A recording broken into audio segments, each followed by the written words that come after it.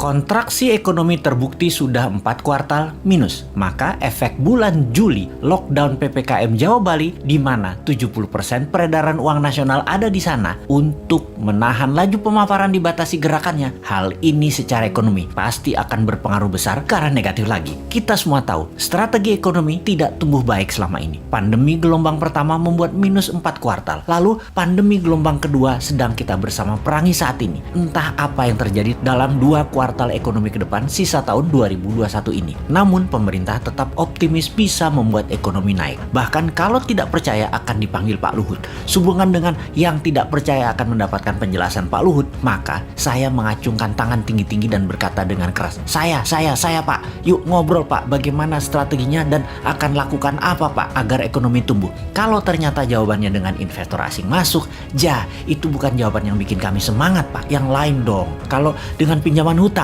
itu juga bukan sesuatu yang baru. 7 tahun ini hutang naik jadi 6.500 triliun dari 2.700 triliun sisa Pak SBY. Itu juga bukan sesuatu yang wah, malah sesuatu yang loh. Jadi kalau ada yang tidak percaya mau dengar langsung dari Pak Luhut, terang saya menjadi orang nomor 1 ingin penjelasan. Saya Pak, kami berharap strategi baru yang dipakainya, bukan yang kemarin-kemarin yang terbukti membuat 4 kuartal minus, juga bukan yang membuat impor bertambah naik, juga bukan membuat tenaga kerja asing bertambah banyak di Indonesia. Yang baru Pak, yang segar, ada Pak. Juga bukan seperti selama 7 tahun ini telah berjalan memainkan kekuatan politik. Pernah membelah Golkar jadi 2 di awal dulu, membelah PKS jadi 2, membelah Demokrat jadi 2, membelah P3, membelah PAN, baik langsung ataupun tidak langsung, mendukung atau mendiamkan perpecahan politik terjadi. Jangan lagi seperti itu.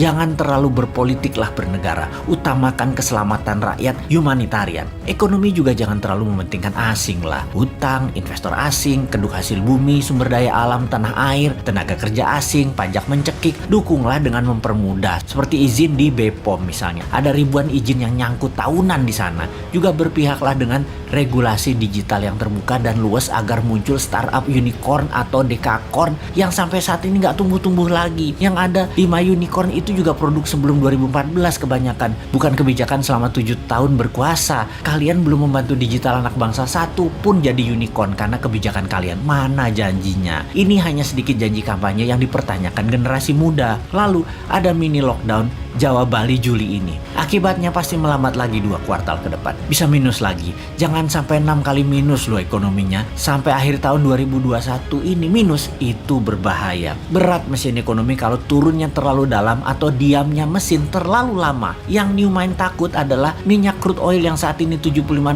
per barel, akhir tahun ini mendekati $100 per barel. Mati kita. Sudah dolar kurang jumlahnya di tanah air, dagang pakai yuan, sementara Amerika dan dunia Arab tetap petrodolar, beri petrol ya pakai dolar. Lah, kalau rupiah jadi 17.000 terhadap dolar karena perlu dolar dan dolar langka, nggak ada dolar masuk karena yuan yang masuk. Beli minyak 800.000 barel per hari pakai apa bayarnya? Apa mau Saudi dibayar pakai yuan? Ya enggak lah, yuan belum multi currency, baru 1,7% transaksi dunia yang pakai yuan. Cukup nekat sih analisa meyuankan transaksi dan tergantung satu negara Tiongkok mitra dagangnya, padahal Tiongkok bukan penyedia semua macam-macam kebutuhan, terutama kebutuhan energi. Cina nggak punya energi, Cina aja import. Berat nih kalau crude oil mendekati $100 per barelnya di akhir tahun 2021 ini. Di sisi lain, COVID mudah-mudahan melandai sejak akhir Juli ini. Semangat vaksin kita dukung kok bos.